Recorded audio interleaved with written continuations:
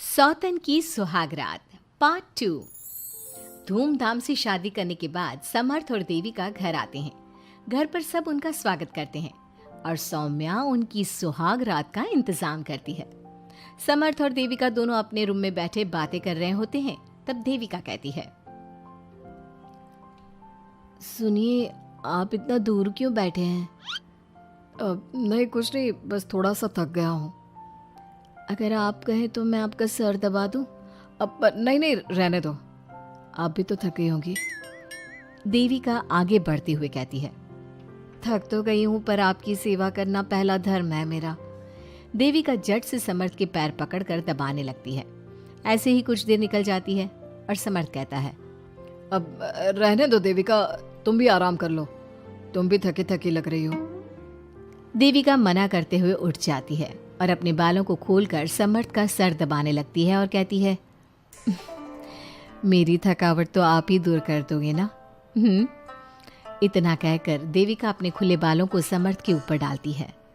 समर्थ देविका के जाल में सम्मोहित होने ही वाला होता है कि अचानक से दरवाजे पर किसी की दस्तक होती है। समर्थ आवाज लगाते हुए कहता है, कौन? भाई, मैं हूँ सौम्या। क्या है सौम्या? क्या बात है देविका, कैसा लग रहा है मेरी भाभी बनकर? कुछ बात आगे बढ़ी या नहीं? बात आगे बढ़ती कैसे? तू जो आ गई कबाब में हड्डी। अच्छा जल्दी बता, किस लिए आई थी? सौम्या ठिठोली करते हुए कहती है, क्या बात है देविका, बहुत जल्दी हो रही है। वैसे मैं तो दूध का गिलास देने आई थी। आखिर मेरी सहेली की सुहाग रात में कोई कमी नहीं होनी चाहिए। देविका दूध का ग्लास लेते हुए जल्दी से दरवाजा बंद कर लेती है और पीछे मुड़कर देखती है तो समर्थ तो सो चुका था। देविका समर्थ को उठाते हुए कहती है, सुनिए समर्थ जी, उठ जाइए ना, सौम्या दूध देने आई थी, इसे पी लीजिए फिर आप सो जाना। समर्थ नींद में उठता है और दूध पीकर फिर से सो जाता है। देविका उसके बगल में बैठी कहती है, सुनिए समर्थ जी, आज हमारी पहली रात है और आप सो रहे हो। समर्थ नींद में ही कहता है, देविका मैं बहुत थक गया हूँ, मुझे बहुत तेज नींद आ रही है, तुम भी सो जाओ। सोने के लिए तो पूरी रात पड़ी है, आप उठिए ना और कुछ देर मुझसे बात तो करिए। देविका जिद करते हुए समर्थ को आधी नींद से उठा देती है। समर्थ उठकर बैठ जाता है और कहता है, बोलिए देविका जी, आपका हुक्म सर आंखों पर। सुनिए, मैंने सुना है कि पति अपनी पत्नी को पहली रात कोई तोहफा देता है, आप मेरे लिए कुछ नहीं लाए क्या? वो मैं कैसे भूल सकता हूँ, लाया हूँ पर वो दूसरे रूम में रखा है। तो दिखाइए ना क्या लाए हैं। अरे अभी तो कहा कि तुम्हारा गिफ्ट दूसरे रूम में है, तो जाकर लेकर आइए ना। अगर अभी गया तो घर के सब लोग जाग जाएंगे और 10 तरह के सवाल जवाब करेंगे, मैं सुबह दिखाता हूँ ना। समर्थ इतना कहकर लेट जाता है और लेटे लेटे देविका से कहता है, अच्छा सुनो देविका, मुझे बहुत नींद आ रही है, मैं सो रहा हूँ, तुम भी सो जाओ। देविका समर्थ की बात सुनकर कहती है, आपको तो हमारी पहली रात की कुछ पड़ी ही नहीं है। इतना कहकर देविका भी उसके करीब आकर लेट जाती है और सो जाती है।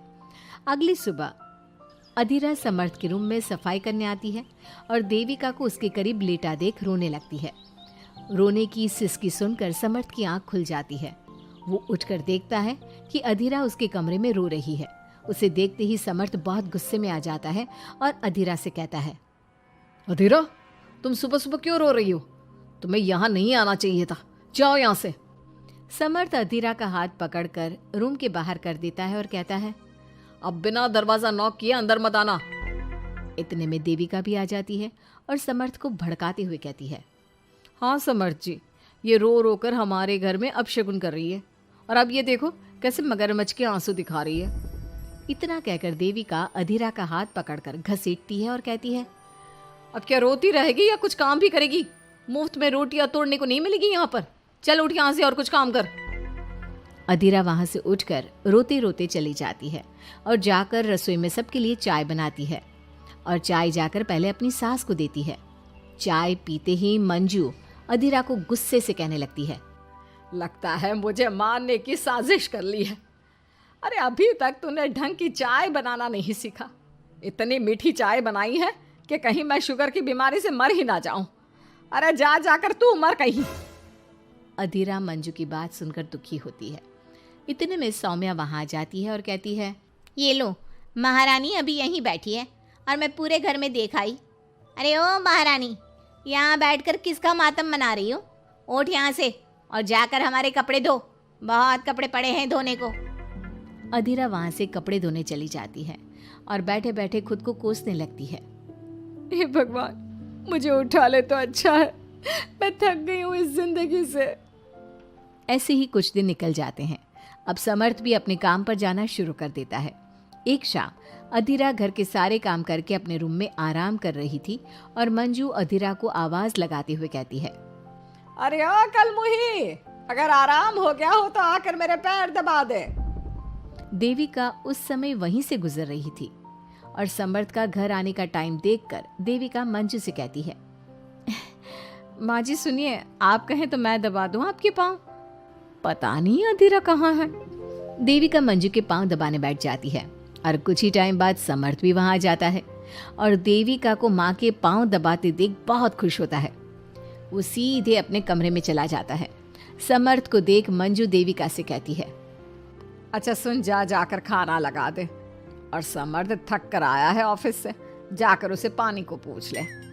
देविका उठकर समर्थ के लिए खाना लगा देती है और रात में समर्थ और देविका सोने की तैयारी करते हैं। समर्थ कहता है, अच्छा देविका सुनो ना, मेरे पास आकर बैठो जरा। अरे पापा, मैं बहुत थक गई हूँ, मुझे नींद आ रही है।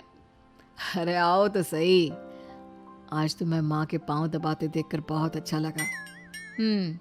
अच्छा क्यों नहीं लगेगा भला? पूरा दिन घर के काम किए हैं और शाम को माँ की सेवा, पर मेरा तो कोई हाथ बांटने वाला भी नहीं है घर में। क्यों? अधीरा और घर के बाकी लोग कहाँ जाते हैं? अधीरा की तो बात ही मत करो, वो महारानी तो बस मटर गश्ती करती रहती है और घर का सारा काम ना मुझे ही करना पड़ता है। मेरी तो किसी को पड़ी ही नहीं है, मैं तो सिर्फ एक नौकरानी हूँ इस घर में। अरे नहीं नहीं, ऐसा मत बोलो।